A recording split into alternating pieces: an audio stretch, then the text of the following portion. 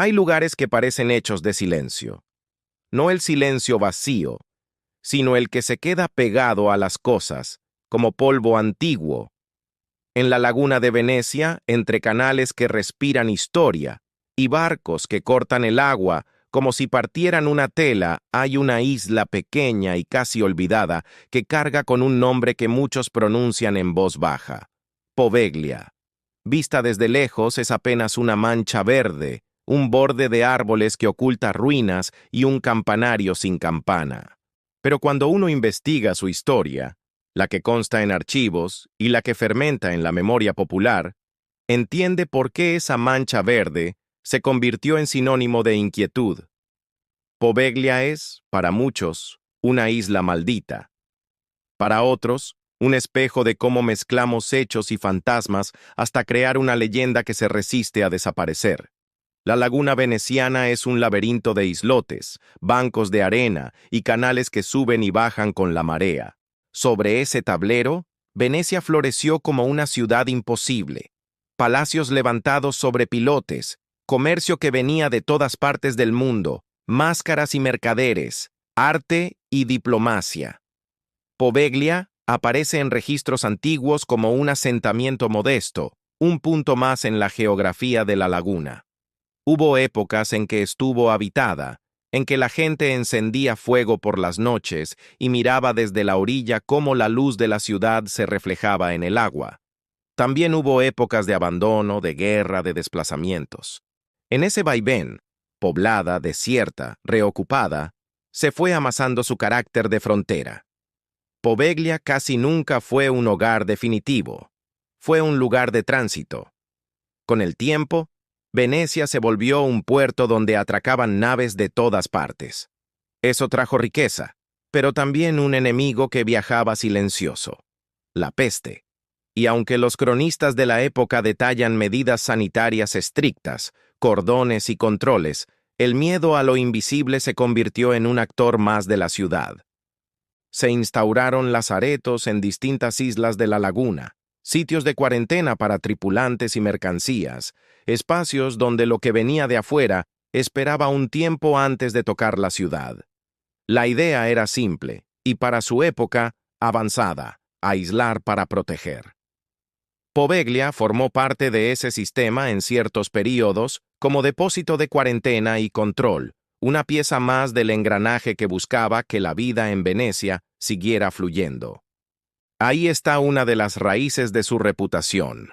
Asociar una isla con la enfermedad, con el aislamiento, con lo que no se ve pero se teme, es la receta perfecta para que siglos más tarde el mito eche raíces. En la superficie, lo que el visitante hipotético vería hoy son ruinas. Edificios desconchados por la sal, paredes carcomidas por plantas, ventanas que ahora son ojos vacíos. El campanile, el campanario, se recorta contra el cielo como una promesa que no suena. Las enredaderas ganaron terreno y cubrieron bóvedas, pasillos, patios interiores. Esa imagen romántica del abandono, esa belleza decadente que el lente de una cámara adora, es también el caldo donde la imaginación cocina sus historias. Porque frente a una puerta medio abierta, la mente pregunta: ¿quién la cerró la última vez? Frente a un pasillo que no lleva a ninguna parte, pregunta: ¿quién fue el último en cruzarlo? Poveglia se convirtió así en un lienzo capaz de absorber relatos. Durante el siglo XIX y las primeras décadas del XX, la isla también fue escenario de usos médicos y administrativos de su tiempo. La historia oficial habla de edificios destinados a la salud pública de control sanitario, de espacios de aislamiento que respondían a lógicas que hoy nos parecen distantes, pero que nacieron del intento de gestionar lo desconocido con las herramientas disponibles.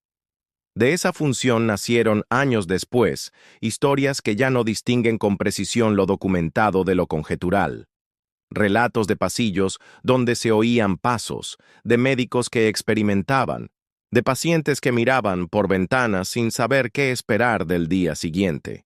Muchas de esas narraciones se apoyan en rumores y testimonios orales. Son parte de la leyenda más que de los archivos. Y sin embargo, Insistimos en contarlas porque Poveglia parece pedir que se le expliquen sus cicatrices. El rumor más persistente habla de un doctor que habría perdido el rumbo y, perseguido por culpas o fantasmas, terminó en el campanario. La escena se repite en libros y videos: una figura en lo alto, el viento de la laguna y un final abrupto. Es una imagen poderosa, casi cinematográfica. ¿Ocurrió como se cuenta? Es difícil asegurarlo con rigor. Lo interesante, más allá de su veracidad, es preguntarse por qué elegimos contar así la historia de la isla.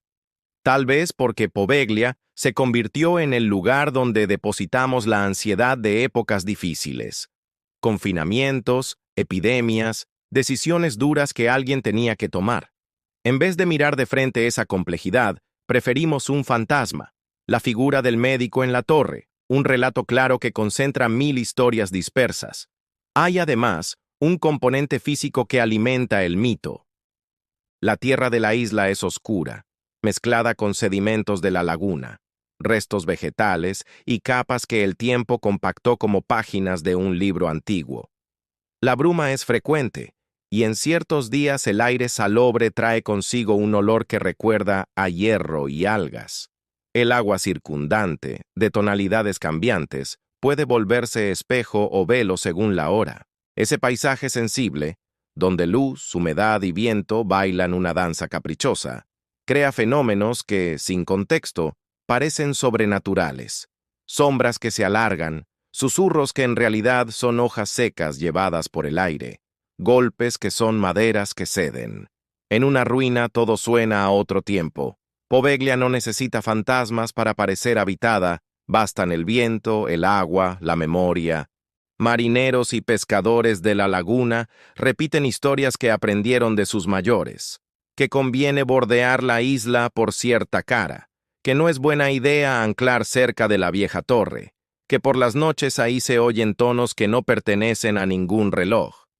Algunos aseguran que el campanario, despojado de su campana, conserva un timbre propio, un latido que a veces rebotaría en el agua. Quizá sea el sonido del viento atravesando el hueco, quizá el golpe de una tabla suelta. Poco importa cuando la leyenda ya encontró su melodía. Los relatos de mar siempre han sido así. Mapas trazados con advertencias que son, a la vez, cariño y cautela. A lo largo del siglo XX, y especialmente en las últimas décadas, Poveglia se convirtió en tema de reportajes, documentales y visitas no oficiales. Las imágenes más compartidas muestran grafitis, camillas oxidadas, puertas descuadradas, estanterías vacías. En el imaginario popular, eso es evidencia de abandono. En la práctica también es la huella de décadas en las que personas curiosas o simplemente irresponsables entraron, movieron, arrancaron, dejaron. La ruina es muchas veces un palimpsesto de acciones pequeñas.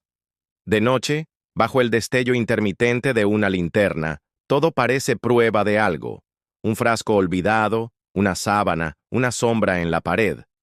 Pero si volvemos con luz de día, con paciencia y respeto, entendemos que la isla habla en un idioma menos espectacular. Ladrillos y capas de pintura que cuentan usos, reformas, una escalera tapiada que hoy es muro, pero antes fue camino. El mito de la maldición se sostiene en una idea simple: que Poveglia cobra peaje a quien la perturba. Quien entra sin permiso sale con un mal presentimiento. Quien intenta dormir allí, escucha voces. Quien se burla, se lastima. Historias así existen en todo el mundo: casas encantadas, bosques que devuelven lo que se les grita, puentes donde la mala educación trae malas compañías. Son, en cierto modo, pedagogías morales escondidas en relatos. Nos enseñan a comportarnos en lugares que merecen respeto. Poveglia, convertida en fábula, nos recuerda que hay espacios que no son un parque temático, que arrastran dolores reales de otras épocas, que piden entrar con cuidado o, mejor aún, no entrar. También es cierto que la isla despierta proyectos. Cada tanto, aparece alguien que imagina hoteles de lujo, centros culturales, campos de cultivo, residencias artísticas. La cercanía a Venecia es tentadora, la vista incomparable. Pero hay un peso invisible que frena esas ideas. La sensación de que cualquier transformación simplista sería injusta con la memoria del lugar. No es que Poveglia no pueda tener futuro, es que la conversación sobre ese futuro tiene que ser más larga que un folleto. ¿Qué significa reciclar un edificio que fue aislamiento sanitario? ¿Cómo se honra a quienes pasaron por allí sin convertir el recuerdo en espectáculo? ¿Dónde trazamos la línea entre la necesidad de mantener vivo un patrimonio y el riesgo de blanquear su historia? Son preguntas que, a su manera, hacen de Poveglia un laboratorio de ética urbana.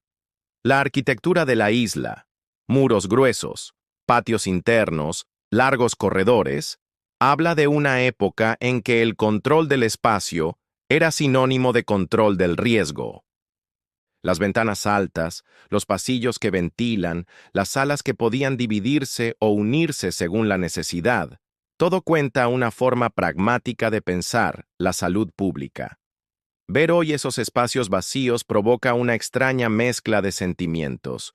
Por un lado, gratitud por vivir en un tiempo con otras herramientas.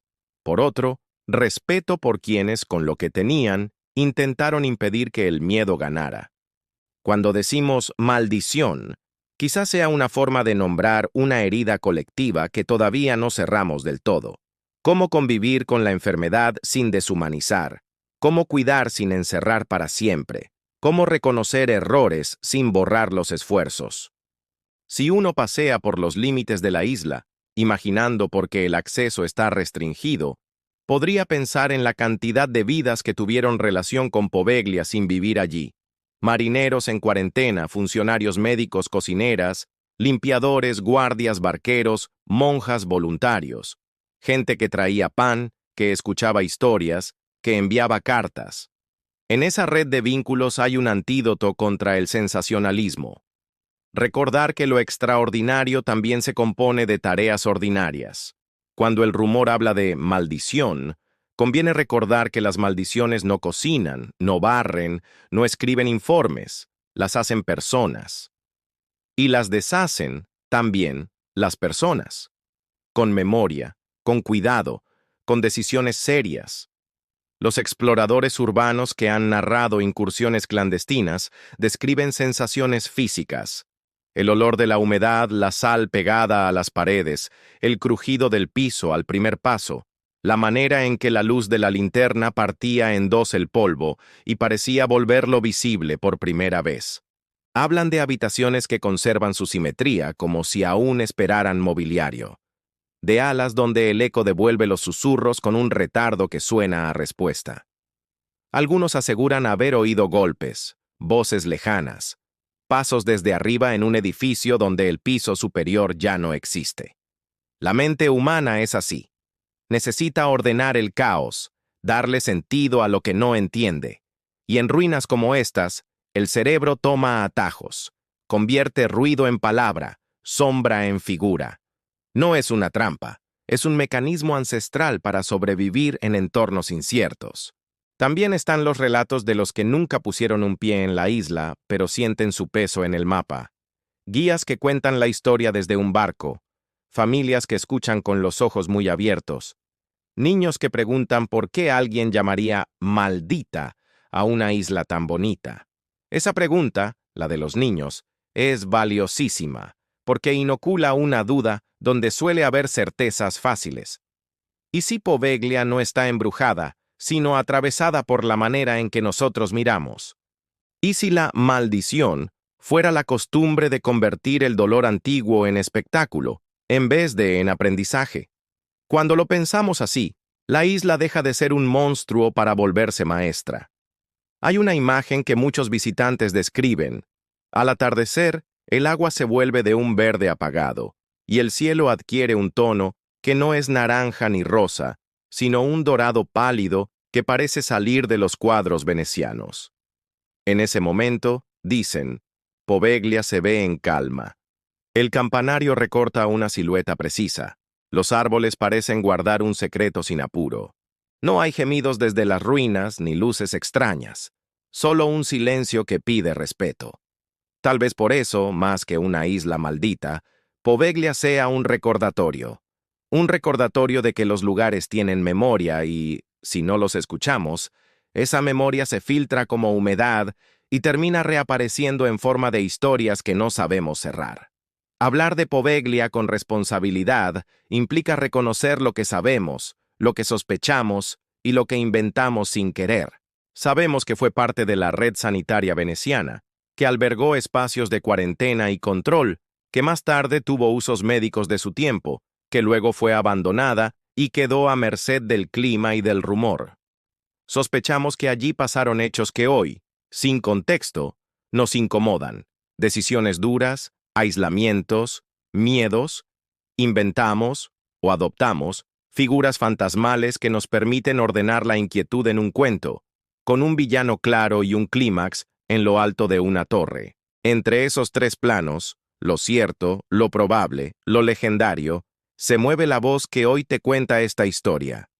Si algún día la isla vuelve a abrirse de forma cuidada, o si algún proyecto serio consigue rescatar lo recuperable sin violentar lo frágil, Poveglia podría convertirse en un espacio de reflexión, un lugar donde aprender de la historia de la salud pública sin morbo, donde honrar a quienes trabajaron allí, donde mirar de frente cómo la sociedad responde al miedo.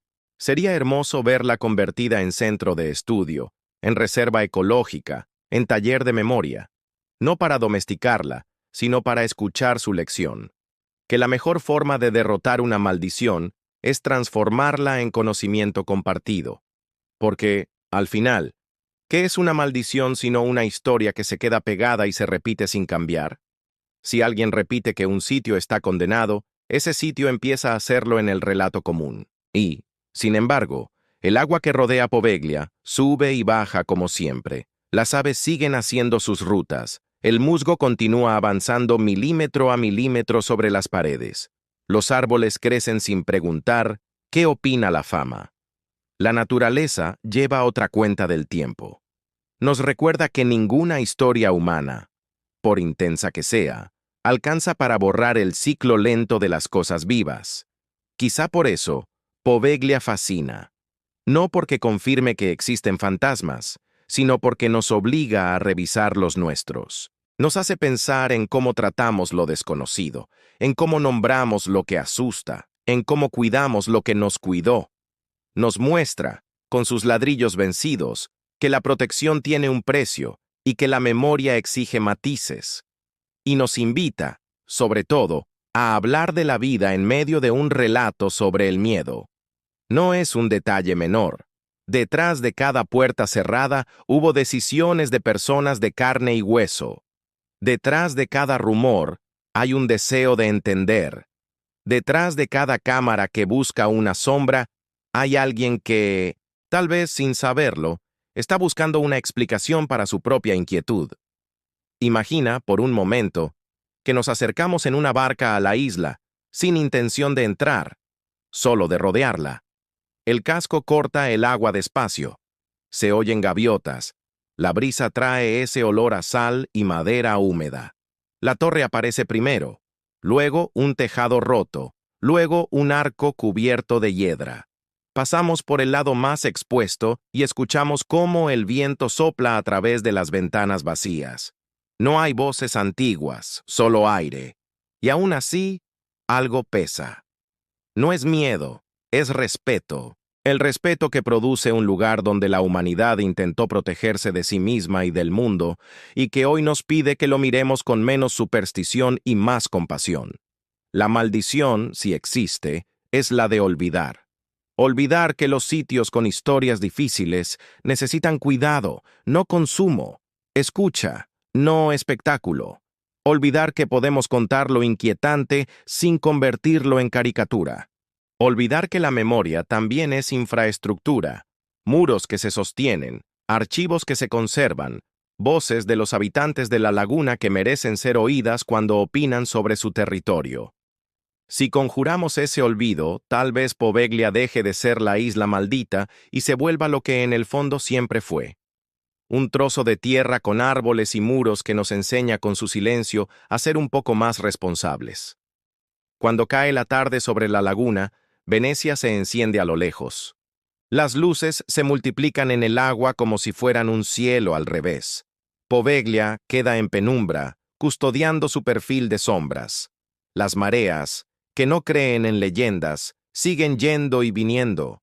Las estrellas, que tampoco creen, aparecen una a una. Y nosotros, espectadores de esta historia, entendemos que el miedo es un artefacto humano, y que la dignidad también lo es.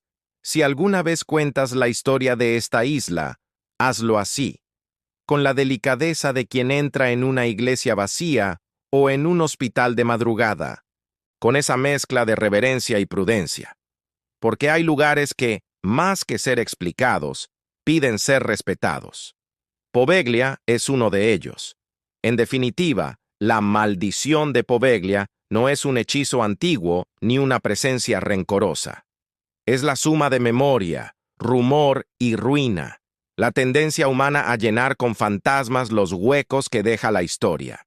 Deshacerla no requiere exorcismos, sino un tipo de valentía más difícil, la de mirar con calma, preguntar sin morbo, aprender del pasado y decidir, con cabeza y con corazón, qué futuro merece un lugar así. Tal vez entonces, cuando el viento cruce el campanario y suene a brisa y no a lamento, nos demos cuenta de que la isla nunca estuvo contra nosotros, solo quería que la escucháramos, y al escucharla, sin dramatismo, descubriremos que su mayor misterio no es el miedo, sino la posibilidad de transformar el miedo en memoria útil.